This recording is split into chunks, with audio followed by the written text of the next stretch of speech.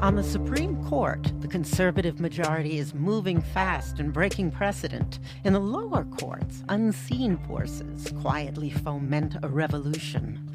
We Don't Talk About Leonard, a series from On the Media and ProPublica, explores the money and influence behind the takeover of America's courts and the man at the center of it all. On this week's On the Media from WNYC. Find On the Media wherever you get your podcasts. When you go looking for Osama bin Laden, you don't find him, he finds you. The phone rang in my office in Washington, D.C. in March 1997. On the other end, a man said, "Osama has agreed to meet you in Afghanistan." This was to be bin Laden's first TV interview. The journey to finally speak with bin Laden was long. Weeks of meetings with his mysterious associates who were living in London. A trek through Pakistan to the foothills of the Himalayas and over the Khyber Pass, which snakes through the barren mountains that border Afghanistan. With my crew from CNN, we drove down into the plains of eastern Afghanistan, which was now controlled by the Taliban, a then little-known movement of religious warriors who had banned pretty much everything: women in jobs, girls in schools, music and television. Afghanistan felt grim and desolate, like all the color had been washed out of it by the Taliban. We had no idea how the Taliban would react to 3 Western journalists and all of our TV equipment, and we didn't plan to find out. We hid our cameras under piles of carpets whenever we encountered Taliban checkpoints, and we finally holed up in a 0-star hotel in the city of Jalalabad, waiting. Eventually, bin Laden's media advisor came to our hotel and told us to get ready. The interview would be that night. He told us to bring nothing with us, not even watches. Bin Laden's men told us if we were hiding any kind of tracking device, it would be a problem. They implied that the problem would be resolved by a swift execution. We assured them we were clean. We climbed into a van. Curtains covered the windows. Inside was a group of heavily armed men. Members of Al-Qaeda handed us crude blindfolds. Was I scared? Not really. I was excited, to be honest. We'd spent a lot of time and effort to get to this moment, and here we were. And in those days, Al-Qaeda wasn't murdering Western journalists, and they had chosen us to do the interview.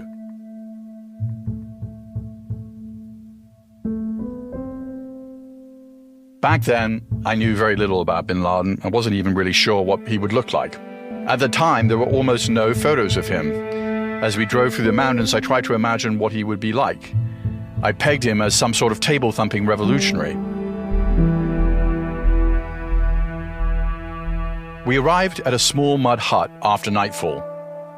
While we waited, bin Laden's men served us some kind of meat curry. Late that night, out of the darkness, bin Laden suddenly appeared. He was tall, maybe 6'4", very thin, and he seemed a little unwell, coughing and nursing a cup of tea. When he began to speak, his followers hung on his every word. It turned out that he wasn't a table-thumping revolutionary at all. He seemed more like a cleric, calm and pious. He talked about his intense hatred of the United States in a monotone. A thin, ambiguous smile sometimes played on his lips. The answer to our final question, "What are your future plans?" has haunted me ever since. You'll see them and hear about them in the media, God willing. The World Trade Center, tower number 1 is on fire. Send every available ambulance, everything you got to the World Trade Center now. That 1060 has been transmitted for the World Trade Center. On my orders, the United States military has begun strikes against Al-Qaeda terrorist training camps and military installations of the Taliban regime in Afghanistan. 30,000 additional troops that I'm announcing tonight will deploy in the first part of 2010, the fastest possible pace. We've been there for 19 years in Afghanistan. It's ridiculous. because we don't want to... President Biden is set to announce the apparent end to America's longest war. The president planning to... After 20 years, the Taliban took Kabul and Afghanistan almost effortlessly. Let's go! Push back! Push back! On August the 15th, 2021, as the Taliban took Kabul, you could see the fear etched on the faces of the men and women in the streets. Tens of thousands of Afghans rushed to the Kabul airport, hoping to escape the country. Some Afghans grasped onto landing gear as planes took flight, a final act of desperation that turned suicidal. All of this was only the beginning of a much greater tragedy that's unfolded over the last 2 years. Some hoped that the Taliban had reformed, that the new Afghanistan would be ruled with a more moderate hand. But for Afghans with any memory of Taliban rule, it was pretty clear how this would all go down. No girls in school, no women working, gay men stoned to death. Only now, the Taliban would be even better equipped to enforce their rule with a vast armory of American weapons left behind. When you look at the facts, 20 years of war, costing the United States more than $2 trillion, 176,000 lives lost on all sides, it's still hard to get your head around this question. How did the same group that gave safe haven to Osama bin Laden as he plotted to kill thousands of Americans, how did they seize power again? In part one of this two-part report, you'll hear some answers from US generals who led the Afghan war, the Afghan and Taliban officials who fought that war, and from ordinary Afghans who bore the brunt of the conflict. They'll help you unravel how this debacle, one of the worst foreign policy blunders in American history, came to pass. I'm Peter Bergen. Welcome to In the Room.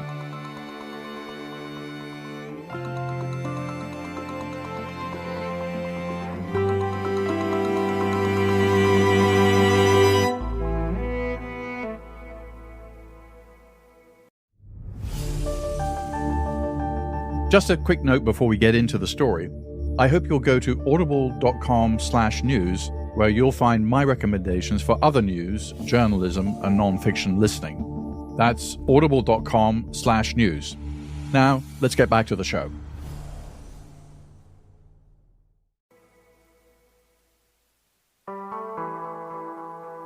Our 1997 interview with bin Laden barely made a ripple. Maybe his threats just weren't taken seriously at the time. Back then, most terrorist attacks were designed to make headlines, not lead to massive casualties. Roya Rahmani remembers exactly where she was the day all of that changed, walking out of a math class at McGill University in Montreal, where she was a student. I came out of the class and I saw everybody running around in that basement of the university. There was a sense of chaos, like there's a bombing in New York. I'm like, okay, that's in New York. Why people are so worried here? I had experienced what bombing means. Like missiles had gone through my own room. I had came close to them as much as they blew my hair from one side of my face to another. So I don't know anything about like what a big thing it is. Many years later in 2018, Rahmani became the ambassador of Afghanistan to the United States. She was the first woman ever to hold this key job. It feels like my life was overshadowed by conflict and war all along since I have known myself. Rahmani was born in 1978 in Kabul. Shortly after, a communist coup overthrew the government. The new government was unpopular outside of the capital, and villagers in more conservative areas of the country started to take up arms against the new regime. The neighboring Soviet Union invaded and installed their own puppet government. They deployed troops across the country for what they thought would be a quick campaign to end the insurgency. But the rural fighters got support from Soviet enemies like the United States and Pakistan. Money and weapons poured in to help the bands of religious fighters, known as the Mujahideen, holy warriors, fighting to defeat the infidel Soviets and their puppet government. After almost a decade of war, the Soviets withdrew from Afghanistan, and then a chaotic civil war ensued. It was a question of whether you could make it to the next day or not because of the bombing.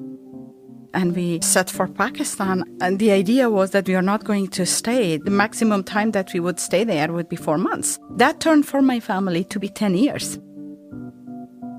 Rahmani's family was still in Pakistan when a group called the Taliban surged to power in the south of Afghanistan. Taliban translates literally to students. Their ideology was an ultra-fundamentalist interpretation of Islam. They promised to install Islamic justice and to end the abuses of warlords who were tearing the country apart. Their victory gave Afghans hope for peace, hope for a generation that had known nothing but the horrors of war. Rahmani remembers gathering around the TV in 1996 with her family to watch a transition of power that offered the possibility that they could finally return to their home in Afghanistan. I remember it was around 10, 11 in the morning that excitement completely died down, and everybody froze as we saw the images of the Taliban dragging the former president, who was at the time at the UN compound as a refugee, dragged and hanged. Everybody was like as if they were buckets of cold water was thrown at them, and like, what is this now? With that act, a brutal spectacle in which Afghanistan's former president and his brother were tortured, castrated, and hanged in front of the presidential palace, any chance of normalcy was gone. For Afghans in Kabul, that had once meant women at work, music blaring, and the freedom to choose whether or not to wear a headscarf or grow a beard. 2 years after the Taliban took power, Rahmani and her family made a short visit home to Kabul for her grandmother's funeral. I entered a ghost city. A lot of people use this term, and usually here in America, they refer to, the way I understand it, that when there is not much going on, and in the evening things are closed and all that. But the way I'm using it, it really is different. It really is ghost city. There was nothing going on. It was dust and gloom. Even during the day, you felt the dark. It was just this ambience of fear descendant on every single person that was around, and you could see people were like zombies. They were walking with these faces that they couldn't trim their beard, they couldn't show their hair. There was no music, there was no TV allowed, no radio allowed, no photography allowed.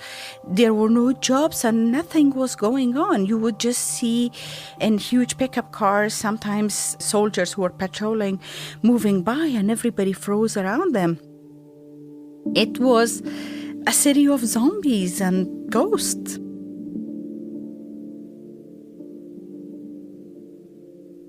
Your parents told you that when you were growing up about a very different Afghanistan. What did that look like? Oh, it's the Afghanistan that I have never seen, unfortunately. My father was brought up in Kabul, and he was a city boy, and he still talks about and romanticizes how they would make sure that they would never miss the premiere of a new movie.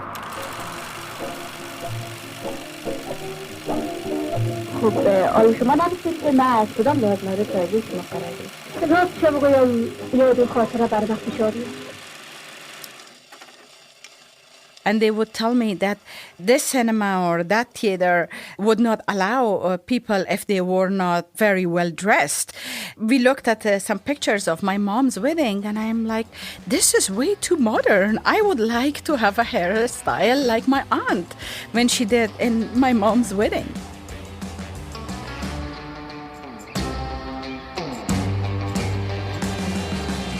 Even the golden times that my parents remember, when there was stability, when there was prosperity in Afghanistan, even then Afghanistan was somewhat of a closed box. They did not have enough opportunities to seek education abroad, to be exposed to the world. But as the world had changed after 2000, especially with connectivity through the internet, that opened immense opportunity.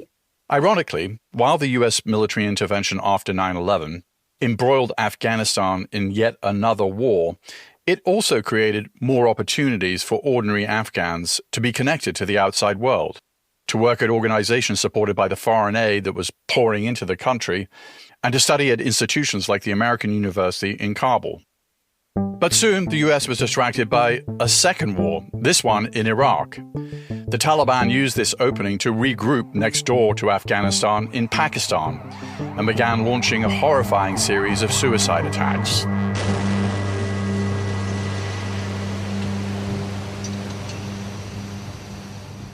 So you were appointed the Iraq-Afghan war czar. And what is that?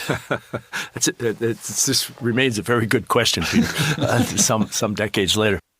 That's Lieutenant General Doug Lute, an advisor first to President George W. Bush. Initially, the only thing on my schedule every day for the first week was to brief the president on overnight events at 7 a.m. when he arrived in the Oval Office. And then to President Barack Obama. Within days of coming into office, Obama ordered Lute and other top advisors to conduct a 60-day review of the Afghan war. If we had chosen a different path, the right path, we could have finished the job in Afghanistan and put more resources into the fight against bin Laden. What was the mood music in the room when Obama talked about Afghanistan? So it was a sense of urgency, a sense of now we have to deliver. You know, we've been elected, now we have to deliver. Essentially, it's time for us to remember what took us to Afghanistan. And what took us there were the attacks on 9/11. And so let's refocus on al-Qaeda and let's try to bear down and bring core al-Qaeda to justice. The question was how?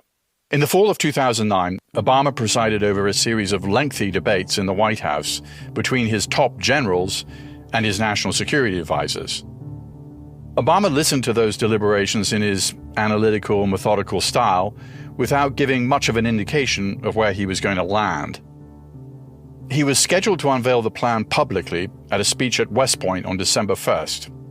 Just 2 days before the speech, General David Petraeus, who was in overall charge of the Afghan war, was summoned to the White House. Got a call that morning that said, we need you up here in Washington this evening, 5 p.m. in the Oval Office. The president is going to share with you and the Secretary of Defense, the chairman of the Joint Chiefs, and the National Security Team his decision. In the Oval Office, Petraeus learned that there would be a surge of troops into Afghanistan. This was a win. He and other generals had made their case for more military support at great length. But then he was informed of the second part of Obama's planned announcement. 18 months after the surge, the troops would start coming home. That element, I was surprised. And did you think it was a good idea? I didn't, but to be truthful, it was the first time I'd heard it. You know, it was essentially, here's the deal. It was a bit of a take it or leave it moment. As commander-in-chief, it was Obama's decision to make. And once generals like Petraeus had made their opinions known, the time for questioning was over. It's worth taking you back to listen to Obama's West Point speech from the points of view of those who would have to live with the consequences. And as Commander-in-Chief, I have determined that it is in our vital national interest to send an additional 30,000 U.S. troops to Afghanistan. The 4,000 young cadets listening in their impeccable gray uniforms, several of whom would later die in Afghanistan. After 18 months, generals like Petraeus, stone-faced in the audience, our troops will begin to come home. And the Taliban. To Americans listening, the surge of troops sounded like more war, but the Taliban understood the true significance of Obama's speech. The Americans were leaving. If you're in a contest of wills, you want the enemy to think that you have the will to continue and to do what is necessary so that that enemy realizes eventually, I guess I need to cut a deal here. How do you have negotiation? How do you have leverage if the enemy knows you're going home? But there was a plausible argument for making the timeline public. One of the key voices supporting this approach was then Vice President Joe Biden. Unless you set a timeline, Baghdad in the case of Iraq and Kabul in the case of Afghanistan will not step up. They're happy to let us continue to do the job. The only way they step up is say, fellas, we're leaving. We've trained you. Step up. Biden had once been optimistic about what was possible in Afghanistan. But by the time he became vice president, he'd visited the country many times, and he transformed into a skeptic. Lieutenant General Doug Lute remembers that Biden was particularly concerned that the Afghan government was too weak and too ineffective to fight off the Taliban. Yes, they could rule Kabul, and yes, they could look the part as an Afghan national government, but how much did they really influence what was happening outside, where actually the fight with the Taliban was taking place? It wasn't taking place in Kabul, it was taking place in the most remote pockets of Afghanistan. So what would he say in these meetings specifically? He was frequently a voice of what I would refer to as healthy skepticism about just how much we could accomplish and whether or not that investment really aligned with our interests. He would say things like, look, we need to understand that the Taliban and al-Qaeda are connected, but they're not one and the same. That the Taliban were singularly focused on Afghanistan. They had never threatened, nor had they any vision of combat, of conflict, of violence against America outside of Afghanistan. Something else just didn't sit right with Biden or Obama. The generals kept upping the ante by asking for ever more troops to go to Afghanistan right from the very beginning of Obama's first term.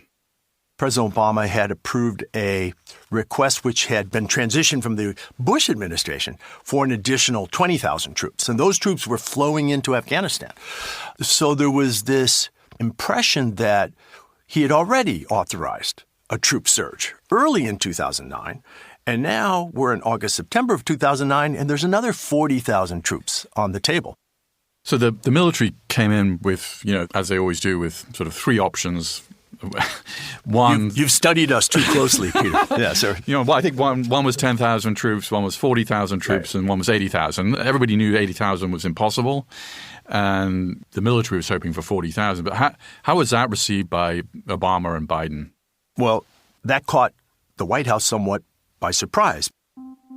As a result, Biden clung to the belief that the generals would always ask for more when it came to Afghanistan. By the end of his second term in 2016, Obama wanted to get all American troops out of Afghanistan. But when he considered the risks, he decided to keep a relatively small U.S. military presence, enough to keep the Taliban at bay. And then came the new commander-in-chief, Donald Trump. Trump had made it abundantly clear, even before he campaigned for president, that he wanted the U.S. out of Afghanistan. Trump voters in the 2016 election were delighted to see that their candidate won. But it turned out the Taliban were pretty happy too. The top Taliban spokesman, Zabihullah Mujahid, told me, "We did not support Mr. Trump himself. However, his stances about the American occupation of Afghanistan and expelling U.S. troops were commendable. His stance led to foreign troops leaving Afghanistan." It's no secret that President Trump wanted to withdraw U.S. troops. Lisa Curtis was a top official on Afghanistan. She was in the room for many of the debates about the Afghan war in the Trump White House. I was brought into my job by General McMaster, who was the second national security advisor who served under Trump. And he did a great job in establishing a policy process to develop a South Asia strategy in a very methodical, professional way, developing consensus among all the different agencies, answering questions. But there were some key dissenters to the consensus that McMaster was trying to develop, like Trump's chief strategist, Steve Bannon, who was once part of the National Security Council, but later removed. There was a lot of tension with Steve Bannon in particular, who was not a believer in the Afghanistan mission. He didn't believe it was a real country, didn't think it was worth U.S. troops being there fighting for. And, Steve Bannon was not part of the National Security Council, but he would sometimes show up at the NSC meetings. And this really angered General McMaster. And there was one meeting in particular, I remember, in the summer of 2017, where General McMaster was chairing the meeting. Bannon showed up, he was sitting in the corner, and he started criticizing the Afghans, how it's not a real country. And General McMaster got very angry, kind of put his hands on the table, leaned forward, and you got the sense he was, getting ready to sort of throw a punch or something at him. So I think between General McMaster, Secretary Mattis, and General Kelly, you had a formidable group of individuals who could prevail on President Trump, explain why it was so important to keep U.S. troops there. That's initially what President Trump decided when he announced the South Asia strategy in August 2017. The new strategy put 4,000 additional American troops into Afghanistan. But by the spring of 2018, Curtis saw that President Trump was growing increasingly impatient. Trump was skeptical, she says, of Afghan President Ashraf Ghani, calling him corrupt. But while the previous administration in Afghanistan was indeed riddled with corruption, Ghani himself didn't have such a track record. Curtis thought that Trump might have been confusing Ghani with other Afghan leaders. Compared to some other Afghan leaders, President Ghani was not as corrupt. And so I think he may have had him confused with somebody else, but he persisted in his perception that the whole Afghanistan mission was doomed to failure and it was just a waste of U.S. money and resources to be there. When Roya Rahmani met with Trump, when she was Afghan ambassador to the United States, she got a similar impression. He seemed to be uncertain of what was going on. He questioned me why the conflict is never ending. Trump always believed in his own gut, and on Afghanistan, his gut was telling him, let's just get the hell out. So he began to talk about withdrawing U.S. troops again. But this time, there was a twist. I do remember one meeting that he was chairing on Afghanistan at the Pentagon, and the idea came up about trying to pursue peace talks with the Taliban. It's hard to overstate how much of a change this was for Trump. He essentially said, I want to get U.S. troops out of Afghanistan, but I want to kill as many Taliban as possible before doing so. So his attitude was very skeptical about the idea that we could even have a peace agreement with the Taliban. What changed? It was really, Ambassador Khalilzad, Secretary Pompeo, who sold Trump on the idea that we could have this great peace deal. That's U.S. Secretary of State Mike Pompeo and the former U.S. ambassador to Afghanistan, Zalmay Khalilzad, who became the chief U.S. negotiator with the Taliban. It's wrong for people to say that, the terrible peace agreement was because of Trump. Trump really wanted the peace deal. I don't think he really cared about a peace deal. He cared about getting U.S. troops out. The first round of negotiations took place in Doha, the capital of Qatar, in 2019. But excluded from any of these negotiations was the elected Afghan government, a demand that was made by the Taliban that the United States just went along with. The negotiations went on for about 8 hours a day for about a week. It was tense. It was very tense. We got reprimanded by Ambassador Khalilzad for sort of talking amongst ourselves and looking uncomfortable during the meetings, and even for taking drinks of water while the Taliban were speaking, because that was disrespectful. So it was a very uncomfortable situation to be in. But everyone in the room could agree on the magnitude of what they were there to do. The very first meeting where we sat down, it was actually very emotional. The interpreter was an Afghan. He had lost family members. And so when he started off, he broke down. And that caused me to get very emotional as well. And I think we just realized the weight of what we were doing. We realized the level of loss in the country over the last 20 years. Every single one of us in the room had, experienced loss. The Afghan people had experienced so much loss. During a break, Curtis and the only other woman in the room, who was Khalilzad's deputy, were approached by one of the Taliban leaders. He made a point of telling me, I kept the women's university open when I was governor of Herat in the late 1990s. We support women going to school. Did you take that at face value? Of course not. Look, I'm very skeptical of the Taliban. Was our negotiating position sort of like you're going to buy a car and you tell the car salesman, I'm ready to pay sticker price now let's negotiate. Was that kind of our position? That was exactly the feeling that one had sitting in the room. During the second round of negotiations, Ambassador Khalilzad, he assessed that the Taliban did not believe that the U.S. troops would ever leave. So he brought in several senior military leaders to brief the Taliban on what a U.S. withdrawal would entail. Curtis said one of the U.S. military officials rolled a whiteboard into the room with information about U.S. troops in Afghanistan. Just consider how bizarre that was. During nearly 2 decades of war, giving the Taliban any information about American troop positions would have been unthinkable. And one of the Taliban leaders joked, "Oh, look, they're bringing out the crown jewels before we've even gotten started." So it was this kind of feeling in the room that, the U.S. was really desperate to withdraw and the Taliban were sitting back, taking this in. We know that President Trump wanted to withdraw. We know that Ambassador Khalilzad was under pressure. From? Well, I guess from his perspective, if there was to be a peace deal, it had to happen quickly before Trump would announce that the U.S. was pulling out forces. In my personal opinion, and what I had suggested to my leadership, is that we have a plan B. We want to withdraw U.S. forces. Let's negotiate that withdrawal with President Ghani.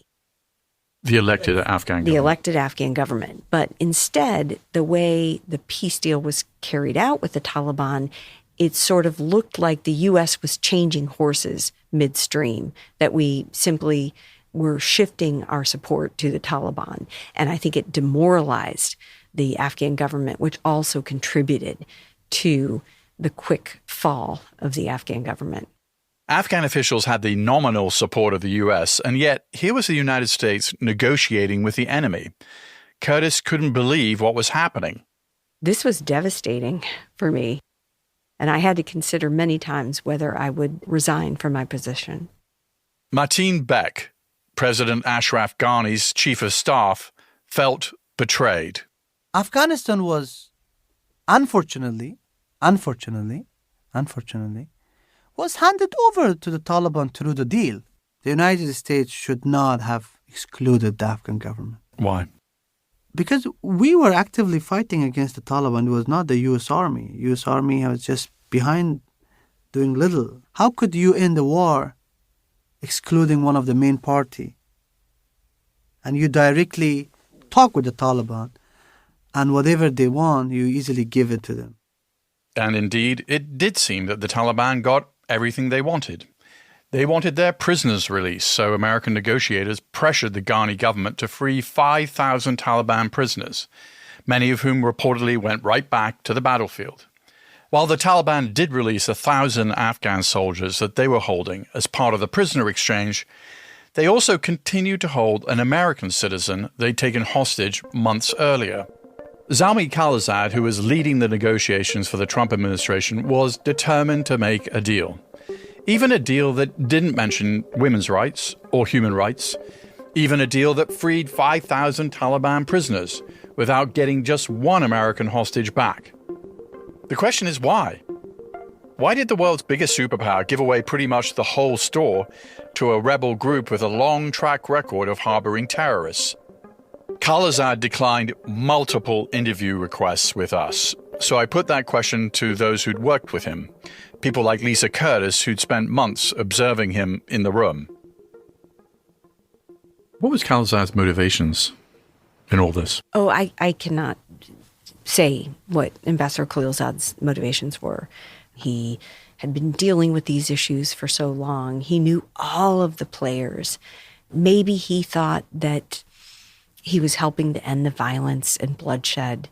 Maybe he felt it was inevitable that the Taliban was coming back. I also asked Martine Beck, who was often in the room with Khalilzad. I don't know. Later on, it became more about a personal thing of two individuals. Then United States interest, then Afghanistan interest. It became interest of him and interest of Ghani. It's kind of a wrestling match. A wrestling match between two individuals. That's how Afghanistan was lost. That's how United States was humiliated.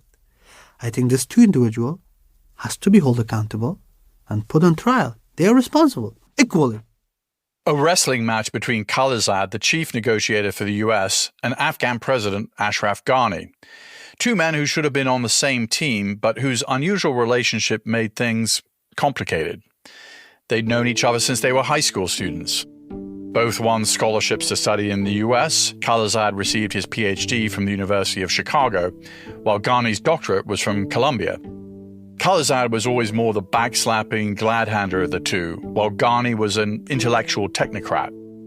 They'd been frenemies for decades, but now that Ghani was Afghanistan's president and Khalilzad was leading the American negotiations with the Taliban, the gloves came off.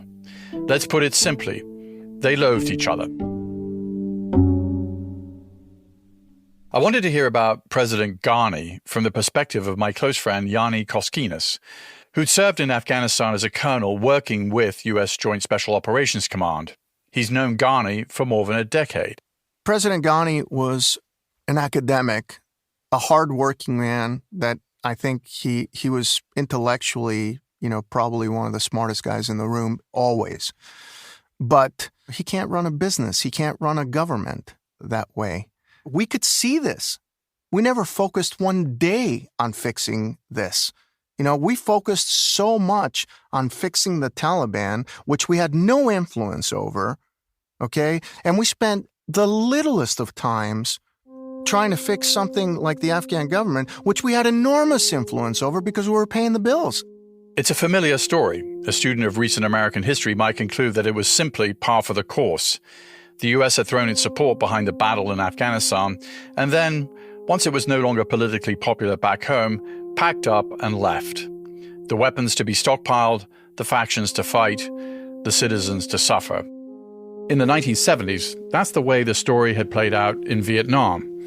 And the US did something not too different when its proxy war against the Soviets in Afghanistan ended in 1989. The US then closed its embassy in Afghanistan and washed its hands of the country, which then descended into a nasty civil war, out of which emerged the Taliban. So our problem with Afghanistan, and the Taliban and everything comes down to this one sentence. We overspend and underthink. You can take that into Afghanistan, you can take that to Iraq, and we just keep on throwing money at it and thinking that that's going to win it. And the fact of the matter is that we keep on not doing so well. The score isn't that great. Indeed, the score isn't that great. From Vietnam to Iraq to Afghanistan, Americans generally go into foreign wars with the illusion they will end quickly and decisively. In Afghanistan, it would end in tragedy. At Kabul airport, the desperation is dangerous. The soldiers can't help them. I'm working with CIM and do social counsel, but not let them coming in. What can I do? That's all my documents. Nobody's letting you in. No.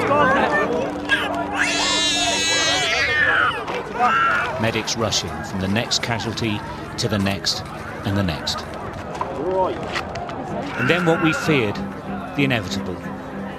Is this a stabilized withdrawal from Afghanistan? It looks like death to me. Coming up on part 2, you'll hear how the decisions made in a conference room of a 5-star hotel in Doha played out in the streets of a Taliban-controlled Kabul. At a US military base where Afghan refugees sit in limbo. Can't believe that I spent more than a year in Doha. How it may have emboldened American rivals around the world. I believe President Xi of China highlighted that in one of his speeches and noted that this showed that the U.S. was not a dependable, reliable partner and ally.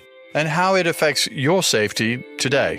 You basically allow the Taliban to take over this country, and you're back to square one where we were before 9/11. If you want to know more about post 9/11 Afghanistan, I recommend Khatam al-Kazian's The American War in Afghanistan, which is an authoritative account by a Pashto-speaking historian who worked in Afghanistan as a U.S. State Department official. We also recommend The Afghanistan Papers, A Secret History of the War by Craig Whitlock of The Washington Post, and Steve Cole's deeply reported Directorate S, The CIA and America's Secret Wars in Afghanistan and Pakistan. In the Room with Peter Bergen is an Audible original, produced by Audible Studios and Fresh Produce Media. This episode was produced by Laura Tillman with help from Luke Cregan. Special thanks to Khalid Maftoon. Our executive producer is Alison Craiglow. Katie McMurran is our technical director. Our staff also includes Alexandra Salomon, Eric German, Holly DeMuth, Jamila Huxtable, and Sandy Malera. Theme music is by Joel Picard.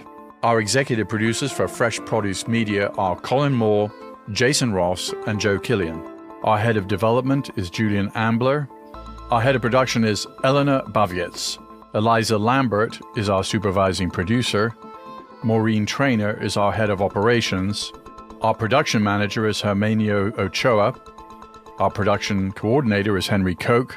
And our delivery coordinator is Anna Paula Martinez. Head of Audible Studios, Zola Mashriki. Chief Content Officer, Rachel Giatza. Head of Content Acquisition and Development and Partnerships, Pat Shah. Special thanks to Marlon Calby, Alison Weber, and Vanessa Harris. Copyright 2023 by Audible Originals, LLC. Sound recording copyright 2023 by Audible Originals, LLC.